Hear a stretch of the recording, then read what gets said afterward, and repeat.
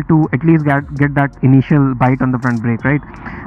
But I don't get that. I have been finding this headlight to be a bit low in intensity at night. Rev the nuts out of the engine and you'll realize, I mean, this oil cooler is just amazing to start the engine. So I hope you can see. I'll just press it like a button once, and the easy start system is going to take care of starting the bike. So I find the horn to be a bit inadequate on highways.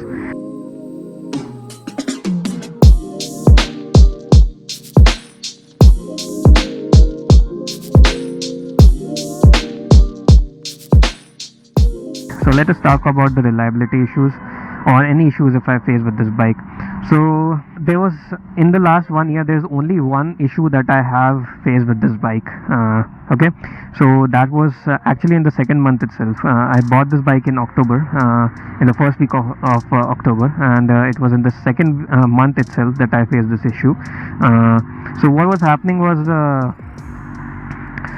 when I was starting my bike, right, so the starter motor, it was making a weird sound of screeching noise, and it wasn't very evident. I mean, to a layman it won't be probably evident, but if you were to look here very carefully, you'd notice that the starter motor was making sort of a screeching noise when when starting the bike.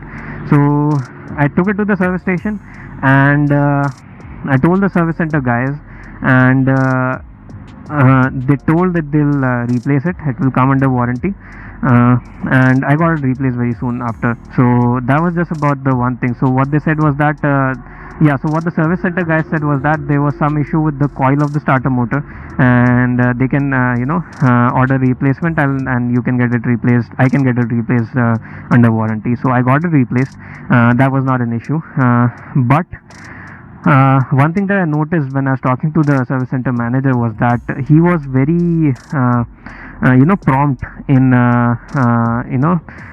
getting the starter motor replaced. Like, from his language, it seemed like there were too many jigsaws coming with this issue. So it was like he knew what was the issue, and he was like immediately telling me that, okay, you can go ahead and get it replaced. So that is what I suspected with what he was saying.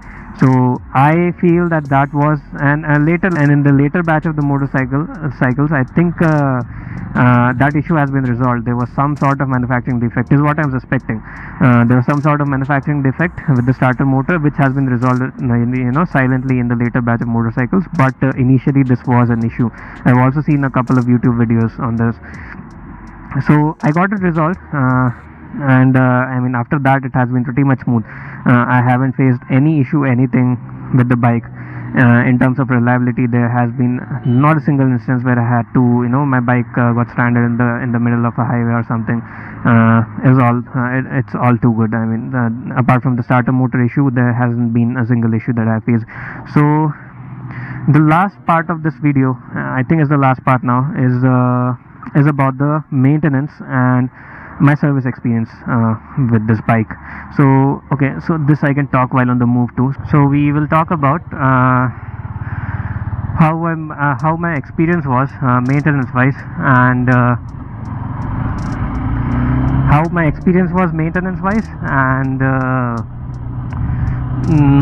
my experience with the Suzuki service centers.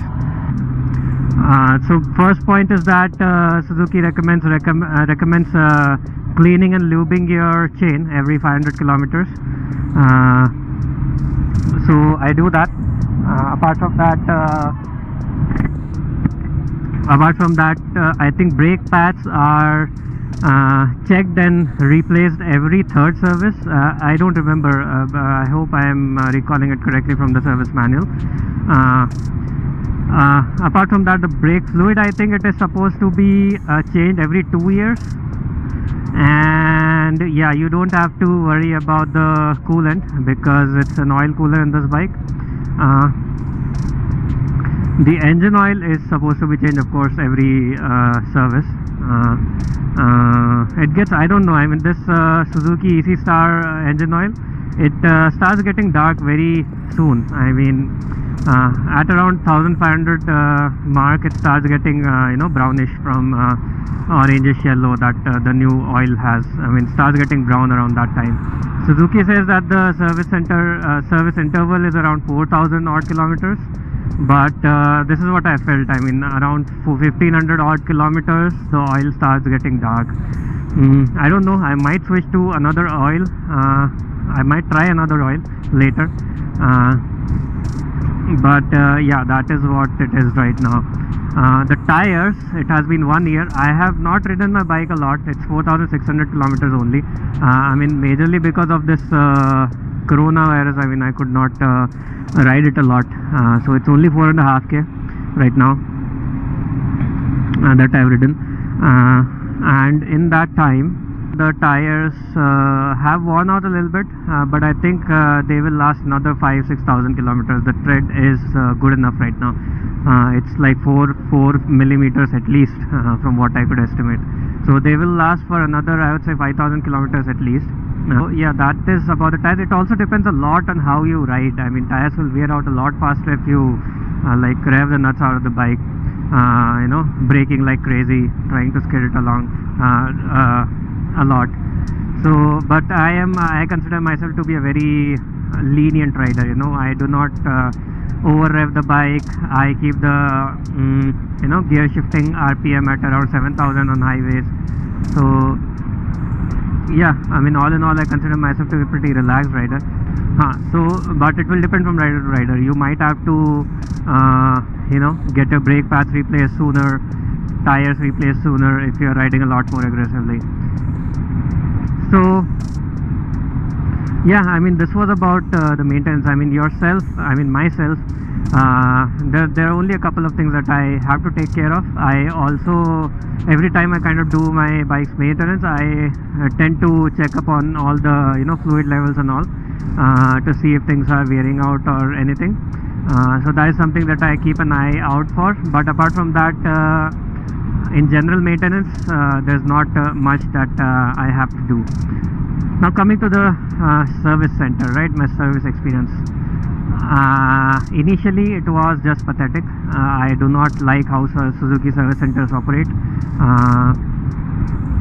I don't think they train their personnel properly, Suzuki service guys. I mean, they are just morons, I'd say, in one word. You tell them a problem, they'll be like, I'm going to take a test ride, and they'll come back and they'll say, I don't see anything, I don't hear anything. So they are lazy. I mean, I'm being very blunt here, but that is how my experience is. I was frustrated initially with the Suzuki service centers. They tend to be lazy, and that is why they always try to, you know, give excuses whenever you're telling them problems, so that they don't have to work on them. This is one major thing I would say. I mean, if you're considering buying a Suzuki bike, this is the most important point that you have to take care of. Suzuki service is pathetic. Okay, especially in Bangalore, especially on the service center that I gave initially. Okay, I'm talking about my initial experience, like for up till 8 months, I'd say. So those service centers were absolutely ridiculous, pathetic, and I googled also, and I saw that there were similar issues other people had too. So it seems Suzuki is not really paying attention on their after sales service, and that is one important point that you should consider while buying a bike. Companies like KTM, Yamaha, they have better service. So yeah, I mean, so just to give you an instance why I'm so frustrated, why I'm ranting so much about Suzuki service, I had this one issue where this handlebar cone set, you know, bearing, it was a bit loose, and twice I told them on 2 services. They said they had fixed it. Okay, after the service I took a test ride, I told them again, it is not fixed, I can still feel it. They said it is fixed. Okay, they were not listening to me. I could feel it, but they were not listening to me. I told the manager about it, and he gave some excuses that some factory, you know, some minimum play is required on the bearing. Dude, I know, I have ridden bikes for like 10 years. I know what a handlebar should feel like. He was giving excuses. Then I just gave up. I came home, I bought a couple of tools, and I did it myself. Okay, so that is the level of frustration I got with Suzuki service. And you have to keep this in mind. I mean, this is one important factor that should you know, affect your decision of getting on, you know, getting a Suzuki motorcycle. The after sales service is pathetic. So yeah, that was just for one instance that I told you, you know, where I felt absolutely frustrated with Suzuki service. So yeah, I mean, even in the last 4 services, so the 3 services, initial 3 services I gave on that service center, which I'm talking about right now, and they pretty much did nothing. They just replaced oil, washed the bike, and gave it back to me. Uh, you know, any issues that I told them, they were either like, it doesn't exist, you are wrong, or they were like, we have fixed it, and the issue was not fixed. Okay, so yeah, I mean, so that is the thing. Suzuki service is not good. Okay, so recently after that I tried a new service center. Okay, that is new, that means that's actually new. It's only a couple of months old. Okay, so there it seems that those guys are putting in more effort than these the other service center. I won't give the name of that service center. It's in Bangalore, and it's a big chain of showrooms that they have. It might give you an idea of who I'm talking about. So yeah, after that I gave to another service center. I thought I'll try out another service center, and the experience was okay. I mean, okay, so one thing to note is that I tried their new home pickup and delivery system that they have started. So I tried that out, and that experience was good. Like the home pickup and delivery was pretty much seamless, I'd say. The service, I would say, was fine. I mean, they washed the bike properly, but they didn't clean it up well, right? I mean, you have to clean it up after you have washed it. So there were lots of streaks and all, so I was not happy with the washing experience with that service center. And because it was home delivery, so I couldn't even tell them to clean it up from here and all of that. So I mean, washing is the most basic thing. How can you screw that up? So that was not a good experience for me from there. I had to actually run a dry cloth over the bike again to clean it up properly after the service. And I mean, think about it, I've paid money to get it washed and service, and then I have to clean it myself too. How ridiculous is that? So yeah, that was the experience with the other service center. Overall, I would say in the new service center the guys were more polite. I was satisfied with that. But I mean, the service was okay. It was better than the other service center that I was trying, but it was still okay. So that is what I want to say. Suzuki service is not up to the mark. Maybe you will get better service centers in your locality, in your cities, if you're lucky, but my experience was absolutely ridiculous.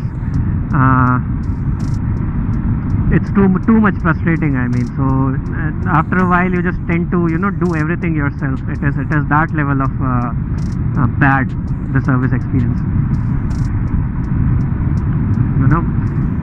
so yeah, I would say this should be one of the major points that you should consider if you are like a carefree rider. Carefree, I would say, you don't want to worry about maintenance and all.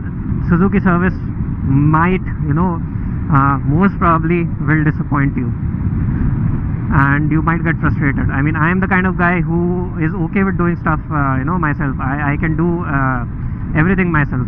If there's no one helping me, or there's no service center guy who's willing to do it, I can do it myself. But it takes effort, and if you're kind of the guy who doesn't want to do it himself, who is not much into maintenance and all of that, it might disappoint you. I would say it will disappoint you. So be cautious about this. Make sure that you keep this point into consideration before you think about buying a Suzuki Gixxer SF250. So yeah, this was the last point. This was my rant on this Suzuki service experience. I really hope they improve this, man. I mean, come on. After sales service is one of the most important things. I mean, it is like one of the apart from the sales, like it is the second major source of income to any automobile manufacturer, I would say. And if they're not paying attention to this, it's just ridiculous. And also, like, it's maybe it's not directly related, but it is related to the sales of the products too. If people are not satisfied with the after sales, they are not going to buy products of that company, because after sales plays a major